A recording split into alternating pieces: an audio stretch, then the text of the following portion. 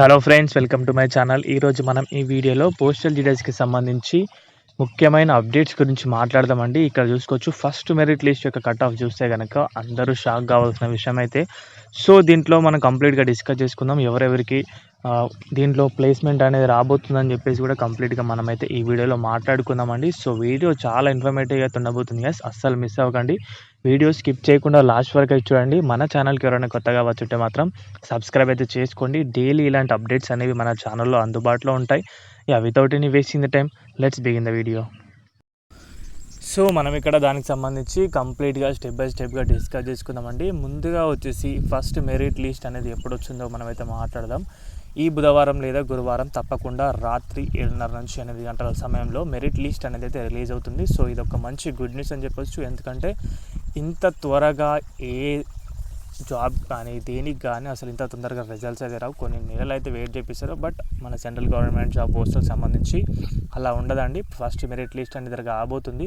So దీంట్లో cut offs అనేవి ఎంత ఉండొచ్చు అని చెప్పేసి మనమైతే చూసుకుంటే కనుక first merit list cut off వచ్చేసి 85 to 100 మధ్యలో అయితే ఉంటుంది.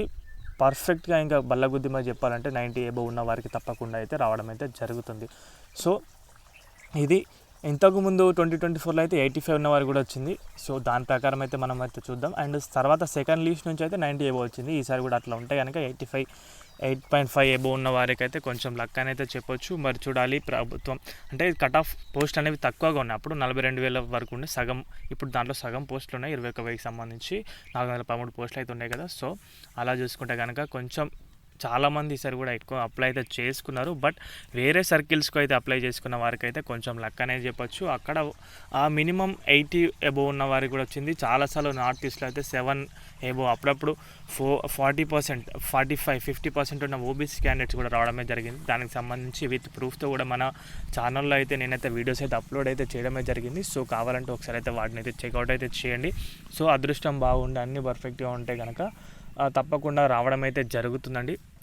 ఫస్ట్ మెరిట్ లిస్ట్లో మీ పేరు అనేది మరి చూడాలి ఎలా జరుగుతుందని చెప్పేసి. సో డాక్యుమెంట్ వెరిఫికేషన్ అనేది దాని తర్వాత 10 రోజుల నుంచి డాక్యుమెంట్ వెరిఫికేషన్ అయితే స్టార్ట్ చేస్తారు. సో అన్నీ కూడా ప్రిపేర్ అయితే చేసి పెట్టుకోండి ముందుగానే. ఎవరికైతే 9.5 ఎబో 9 ఎబో ఉన్నవారైతే తప్పకుండా ముందుగా అంటే పోస్టల్ డీటెయిల్స్లో నేను తప్పకుండా వర్క్ చేయాలనుకుంటున్నాను నేను అని చెప్పేసి అనుకున్న వారైతే తప్పకుండా చేసుకోండి గైస్, ఓకేనా. అండ్ అదేవిధంగా వేరే సర్కిల్స్కి పెట్టుకున్న వారు కూడా మీకు అక్కడ వెళ్ళి మేనేజ్ చేయగలుగుతా అని అనుకుంటే మాత్రం మీరు వేరే డివిజన్ కూడా వెళ్ళి అక్కడ మీ డాక్యుమెంట్ వెరిఫికేషన్ అయితే చేసుకొని 3 days ట్రైనింగ్కి అయితే అటెండ్ అయితే కావాల్సి ఉంటుంది. సో కండి గైస్, ఏం పర్వాలేదు. సో బట్ అంటే మీరు తప్పకుండా వర్క్ చేయాలనుకుంటే, లేకపోతే కనుక మీ ఇష్టం అది. సో చాలామంది కూడా ఇప్పుడు డాక్యుమెంట్ వెరిఫికేషన్లో చాలామంది కూడా నేమ్స్ అయితే క్యాన్సల్ అవుతాయి. లీస్ట్లో పేరు వచ్చి డాక్యుమెంట్ వెరిఫికేషన్లో ఫెయిల్ అయిన వాళ్ళు చాలామంది ఉంటారు. ఎందుకంటే కొందరు వెళ్ళరు, కొందరు డాక్యుమెంట్స్ అనేవి సరిగా ఉండక.